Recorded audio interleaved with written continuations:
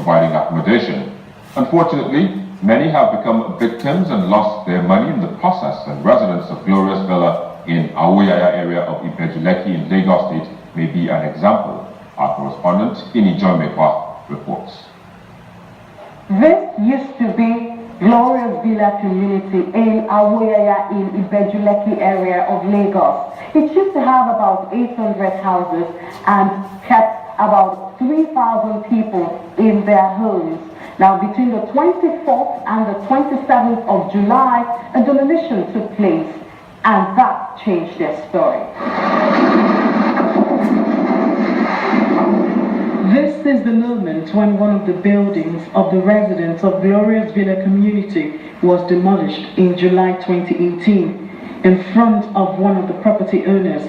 One of them had to document it and share with Channels Television.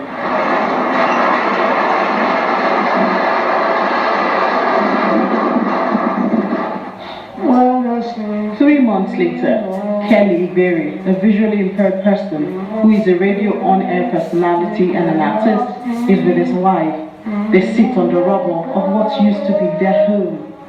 All they can do is reminisce on the good times shared in the home they enjoyed for just about 6 months. I bought my land 2015 and I started building. I finished building my house January 2018 and I moved in this year, February this year with my family, my wife, my 10-month-old daughter. We're staying here. This is where we stay. Not till like June this year, June 13 this year, where some people walked in with some policemen, over 100 policemen, and they said the land belongs to them. And we asked them, where are they from? They said they are from SKYE Bank and they're SKYE Trustee. The family of Igberi share the same fate as hundreds others who had bought a piece of land in Parapor community and put up one structure or the other on the land. From the pictures at our disposal, structures were at various stages before an eviction notice and subsequently demolition of all structures except the story buildings. The story is that the land had been sold by the families who jointly owned the land. I came in here to buy a property, and from the Omonile that sold to me, he showed me a court judgment that they actually own the place. I have a survey plan, I have my deed, and I have my family receipt from which I bought land.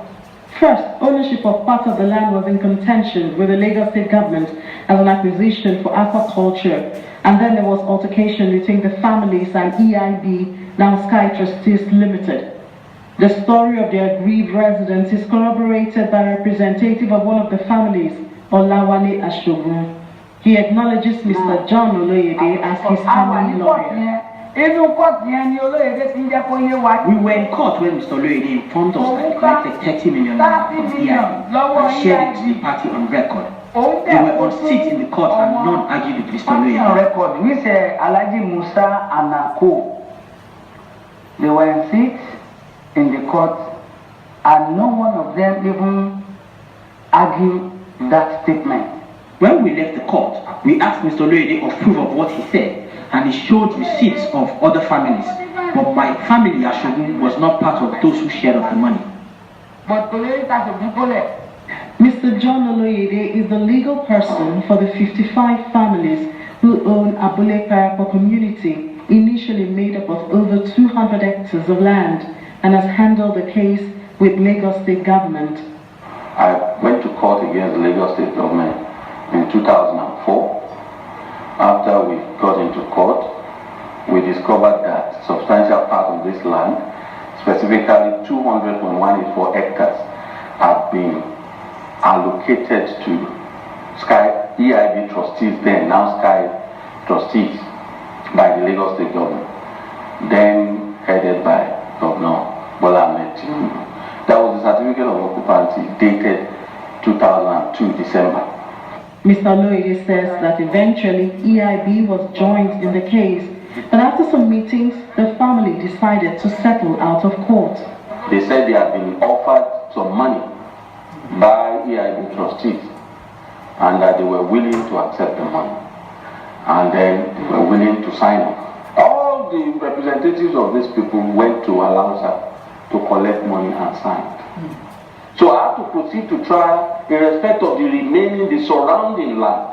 So the judgment I got has nothing to do with 200.18 hectares. It's a lie, and that is the lie that is being peddled by land speculators who have defrauded Glorious Villa people. The lawyer's record indicates that residents of Glorious Villa may have acquired the property from a wrong source, although this is strongly opposed by some representatives of the families. This is just one of the many incidents that affirms the need to carry out proper investigation before investing in properties. Inija Mekwa reporting for Channel Television.